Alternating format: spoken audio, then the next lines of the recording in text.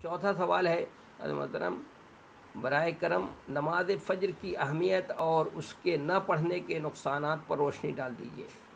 دیکھیے، نماز فجر کی اہمیت کے لیے بس اتنا کہہ دینا کافی ہے کہ نبی علیہ الصلاۃ والسلام نے فرمایا، صحیح حدیث ہے، کہ لوگوں کو اگر معلوم ہو جائے کہ فجر کی نماز میں اللہ نے کیا رکھا ہے، تو اگر کسی کے اندر چلنے کی طاقت نہیں ہے، چل نہیں سکتا ہے، اور چل کر نماز میں نہیں شریک ہو سکتا ہے، مسجد میں جا نہیں سکتا، تو آپ نے فرمایا کہ کندھا دے کر آ سکتا ہے، بیساکھی کے سہارے آ سکتا ہے، تو وہ کندھا دے کر پہنچے کہ اللہ نے اس نماز کے اندر کیا، اس فجر کی نماز میں کیا رکھا ہے۔ تو نماز فجر کی بڑی اہمیت ہے، اور اس میں اللہ نے کیا اجر و ثواب رکھا ہے، اس ایک مومن کے لیے کیا برکتیں رکھی ہیں، وہ اگر کسی کو معلوم ہو جائے تو اگر چلنے کی طاقت نہ ہو تو وہ بیساکھی کے سہارے یا کندھا دے کر کے وہاں پہنچے۔ اور اس جانتی ہے، نماز فجر کا اہتمام جو لوگ کرتے ہیں، فجر سے پہلے اور سورج نکلنے سے پہلے اٹھتے ہیں، تو اللہ تعالیٰ ان کے رزق میں برکت عطا فرماتا ہے، ان کے عمر میں برکت عطا فرماتا ہے، اور سب سے بڑی بات یہ ہے کہ ان کے چہرے پر نور ہوتا ہے، وہ ایک چمک ہوتی ہے،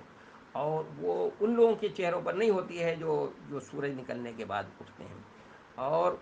اور یہ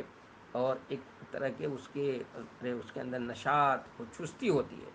اور اس کے برعکس جو لوگ فجر کی نماز کو نہیں پڑھتے، فجر کی نماز کو ادا کرتے ہیں یا سورج نکلنے کے بعد پڑھتے ہیں عام طور پر، تو جو لوگ سورج نکلنے کے تک سوئے رہتے ہیں، شیطان ان کے اوپر جو ہے آ کر پیشاب کر دیتا ہے، ان کے چہروں کے اوپر نحوست ہوتی ہے۔ اب دیکھ لیجئے، ایک شخص جو ہے سورج نکلنے سے پہلے اٹھتا ہے،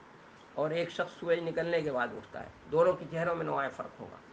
اور سب سے بڑی بات یہ کہ ایسے لوگوں کے رزق میں تنگی ہوتی ہے، ان کے عمر میں اللہ تبارک و تعالیٰ برکت عطا نہیں فرماتا ہے۔ اس لیے ہمیں نماز فجر کا کیا کرنا چاہیے، اہتمام کرنا چاہیے۔ نبی علیہ الصلاۃ والسلام صادق مصدوق کا فرمان ہے کہ اگر لوگوں کو پتہ چل جائے کہ نماز فجر میں اللہ نے کیا رکھا ہے، کیا کچھ رکھا ہے، تو لوگ جو ہیں،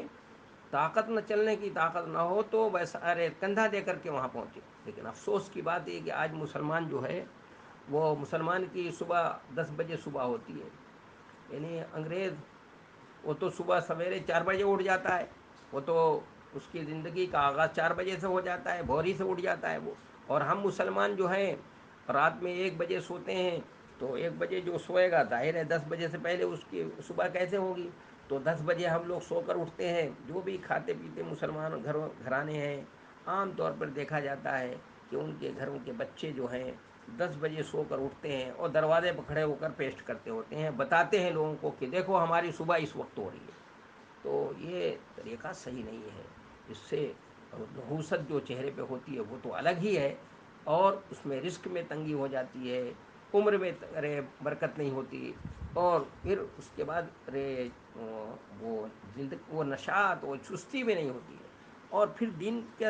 آدھا حصہ تو نکل گیا۔ جو لوگ فجر کی نماز سے اپنا کام شروع کر دیتے ہیں تو ان کے کام میں برکت ہوتی ہے،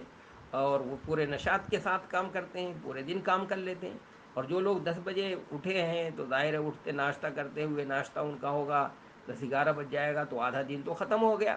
چلا گیا۔ اس لیے بھائی، فجر کی نماز کا کیا کرنا چاہیے، اہتمام کرنا چاہیے،